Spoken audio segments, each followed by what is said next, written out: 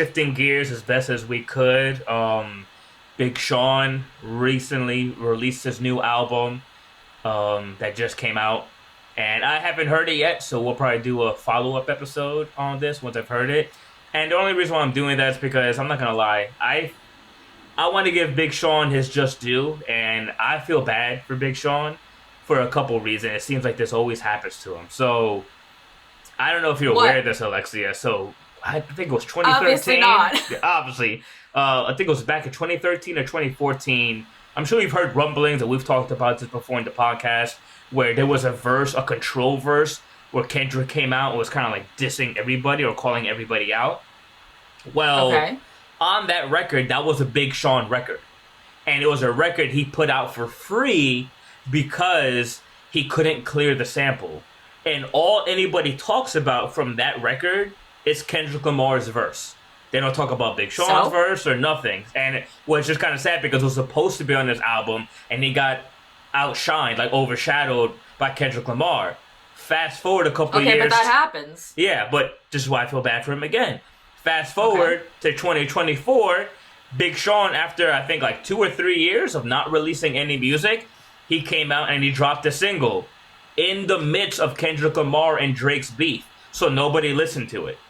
Because I did not hear this. Yeah, exactly. See, because everybody was talking about that. And now he dropped his project, which he was leading up to then when the beef started, but because it was in the midst of like this crazy rap war and everyone was talking about Not Like Us and Drake and being a child pedophile and all this other stuff, it's like, once again, Big Sean kind of just got swept under the rug. So like, I just kind of feel bad because it's like, damn, like, what, like 10 years ago when he dropped a song, Kendrick overshadowed it. He made a couple albums, and then he took a little hiatus, came back, and the second he comes back out, he's overshadowed again by Kendrick and Drake beef, and now his album came out, and not a lot of people talking about it because this is the landscape of music. So I'm going to listen to it, but y'all check it out. Big Sean's album is out now. That's all Eminem posted. Okay, wait. It. So when... Well, he was on Toby, so that's a plus for him. Yeah. Congrats. Wait, so when was the, like, Jhené Aiko, like, drama? What Jhené Aiko drama? When, like, they broke up or whatever, and she made the song, like, None of Your Concern, and then he had a verse on it in the end. Oh, yeah, I think that was, like, 2020? 2021? So that was in between, like I'm saying, like, in between this album and then Kendrick. So, I mean, I'm not saying, like, fuck that guy. Like, he's very lyrical, very talented, very good rapper. Yeah. But, I mean, sorry, but I was just, like, when he was, you know... And him and Jhené Aiko broke up, it was like, okay, and then he looked like a douche, and then he was on the song, and he's like, remember when I made you come 9 times in one day? Like, the fuck? Like, I don't know, that's the part you were going to bring up of everything. Because, because, like, Jhené Aiko's out here pouring her heart, like, what I'm doing now is none of your concern, and he's like, remember that time? And she's like, I don't know why she let him on the track, because, like, if that was my ex, I'd be like, ew, shut up. First of all, no, you didn't. I was lying. Second of all, like, no, I'm just kidding. But it's just one of those things, like, even if that was true, why are you saying that? What do you gain from that? And it just, like, rubbed me the wrong way. Pause. Big pause. Where I was like, you're definitely lyrical and you're talented, but I was just like, that just kind of, what? Like, what? No, I get you. It comes off as so when you're like, I feel bad for him, I'm just like, why? Well, I guess I just feel bad for him musically. Like imagine every time. I mean, I could relate. Every time I've dropped a song when I was dropping music, like some tragic event was happening. Every time Kobe Bryant died. Oh yeah. Pandemic broke out. That's always something crazy. So I guess on that sense I could relate to him. Now, all that other stuff aside with him and Jhené Aiko, I get that, like how that comes off. It's like it comes off as very toxic energy. It's like, hey, you broke my heart, so like, who I'm with going forward is none of your concern. And it's just like, yeah, but remember, I made you come, though. And it's just like, what are we talking about? Like, I just said you hurt me, and they're like, yeah, but I made you come. It's like, okay. Okay, like, and at the end of the day, like, if you want to, like, play semantics, like, she allowed that to actually be on the, you know, she published it or whatever still, so it's like, whatever. But, and I don't care about their relationship and their beef or whatever's going on, but, yeah, it was definitely just like a...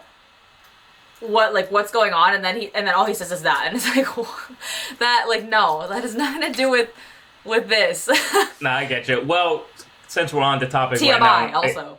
Huh?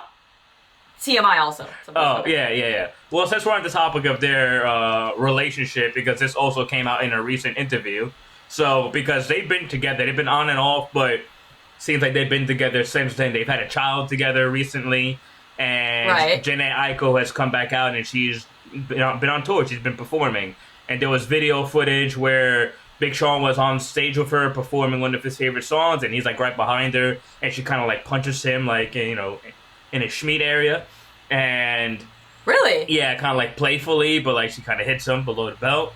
And then recently he caught a lot of flack because I guess leading up to this album that he has out, he did an interview, I think it was with Charlemagne, and they were asking him, like, you know, why don't you marry Jhené Aiko? Like, you guys got a kid together, you've been together that's what I was gonna mention. For so long, and he was just like, oh, we just not in the right place, you know, like, professionally, and, you know, everything got to line up, and I think it was Charlemagne that was like, you know, it's never gonna be perfect.